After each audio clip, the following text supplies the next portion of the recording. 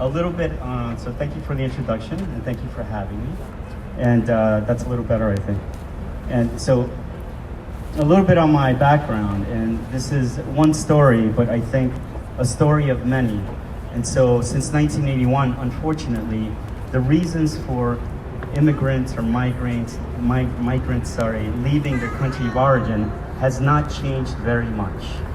And so, at least if I could do it this simply, in a few categories, right?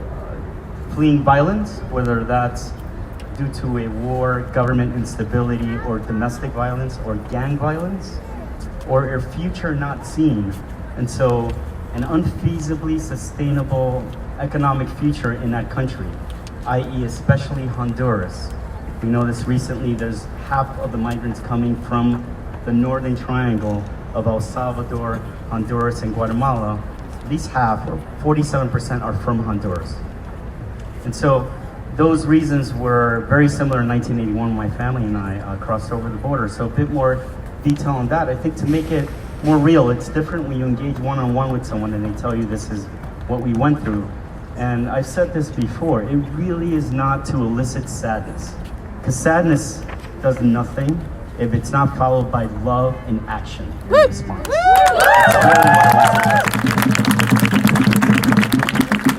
I don't see love, by the way, as something passive. I see it as active, corrective, and stern. If you'll notice, I will not be using the T word at any point. Neither is it anywhere found in my documentary.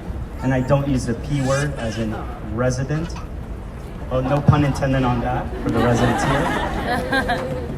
That was an inadvertent dad joke. All right. Even though I'm not a dad, but I guess I'm ready for it anyway. And I barely use the word administration. So I'm not sure what exactly it is that they are administering except cruelty. So going back to my story, we fled because my mom was told, and she was a professor since 18 to 38, which is when we fled. But we fled because she was told, if you don't leave, we're gonna kill you and your two boys, who were 15, my brother, and I was 7 at the time. So you have to go. And my mom said, being the strong person that she is, actually, no. Just like the no training we got this morning. I'm not gonna go anywhere. My family is here, my profession is here, my life is here. But teachers were showing up dead all over the place in El Salvador at that point. Why? You may want to know, maybe dying to know, why was she threatened to death? Is anyone familiar with any kind of teachers union? Yeah. So equal pay, equal rights, better working environment. Does that sound, familiar? It's exactly what my mom was working on. And so they told her, we are going to call that, they being the Salvadoran government at that time, said, we're gonna kill you, we think you're a communist. The US was a source of the arms that were provided to the government to fight communists like my mother. And so they threatened to kill her and we had to leave. So we took a bus and a plane, to be fair, to Guadalajara and Tijuana. And in Tijuana, my mom's a great mom. To this day, she still gives me positive feedback, probably a little bit too much. And so, and that's quite all right. I am a New Yorker, so I'm used to background. Things happen all the time, so I'm unfazed. So, going back to the story, from Tijuana then, my mom and my brother crossed with a coyote over about 12 hours, from 9 p.m. to about 10 a.m. And then I was supposed to be driven across, because she is a loving mother. But you can imagine these coyotes were not necessarily ethical businessmen. That didn't happen. So I ran all night. I remember my quads being tired, my legs being tired. There were helicopter lights. We would hid in bushes at night. I didn't want to run anymore. At some point, what I remember are fragments of this. Thank God, there's probably a lot of repressed memory, which I'm grateful for. But I remember helicopter lights, having to hide, not make one breathing sound, and then we had to immediately start running again, nonstop. So at some point, the coyote did pick me up. I don't know for how long, because I was just too tired. I was crying, and I couldn't run anymore. When I got to the other end, my mom, my loving mom, was waiting for me, and she said, "Why are you crying? Why are you dirty? And why are you exhausted?" And I said, "I ran all night." And she said, "What?" And thank God, at that point, the coyotes had left. for their sake, because my mom's pretty robust and strong, but you know, in reality, I don't know what might have happened to her, right, if she tried to speak up or fight back. She had guns pointed at her chest multiple times throughout the journey. And by the way, a little bit on the environment that we did leave. In El Salvador at the time, there was a civil war going on, government instability and unrest, a resistance against it.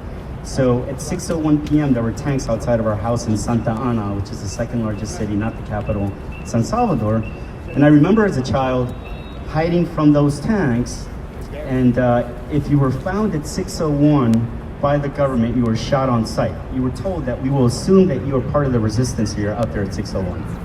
So a little bit of a side story, because I know this is a very heavy topic. My brother, if you can believe, that little rascal, will come around his bicycle at 5:59. Unbelievable. This is days before texting or GPS. So can you imagine my poor mom waiting for this child to come around the corner on his bicycle? So indeed, one of those days he had a machine gun on his chest because one of the generals found him. My mom immediately popped out of the house and got in between my brother and the gun. That's the type of woman she is. So, and continues to be to this day. She's back in El Salvador, so I'm very in touch with what's happening there. But I can go on and on about this story, but let me move on. So you can imagine part of the trauma at the, I see this as 3 stages, and my apologies to any therapists or psychologists out there, but country of origin, trauma, right? And then the border crossing journey itself, traumatizing, maybe physically traumatic as well. And then being here, growing up with imposter syndrome as an outlier.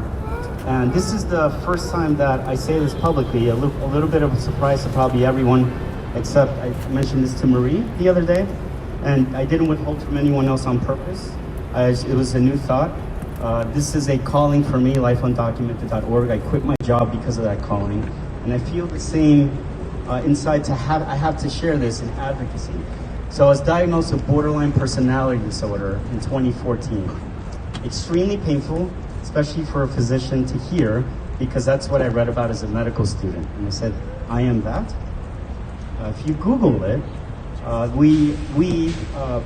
try not to identify it, but at the same time, I need to own it and manage it. And believe me, I fight it and manage it on a day-to-day, 5-minute to 5-minute basis. It's just underneath maybe, let's say like diabetes. So it's very difficult to manage, but I do want to speak to that. This is not, again, to induce sadness. It's borderline personality disorder is known to rest on a source platform or causative effects based on a biopsychosocial model, as many things are. And so part of that absolutely is trauma. I cannot prove causation from that trauma that I went through, but definitely I can say that trauma that I absorbed must have added to this clinical diagnosis that I live with now. That being said, DBT therapy is over 95% effective. So this is a ray of light, and I think my therapist friends would be upset if I didn't mention that. I didn't finish therapy, so I've relapsed a few times. I manage it as best as I can. For people that do, it's a really high remission rate of symptomatology.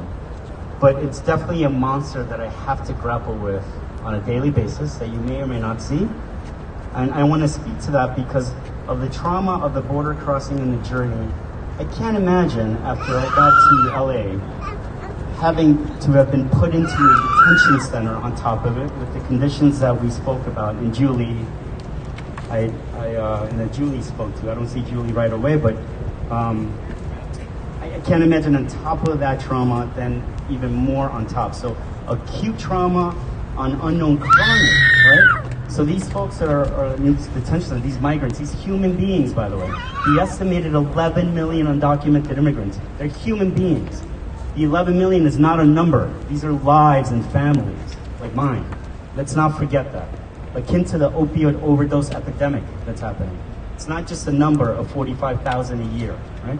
So these human beings having to be, I think, put into this source of trauma in these detention centers is just globally a crime against humanity. And that's why I'm here today, and I think that's why all of you are here, and that's why it resonates.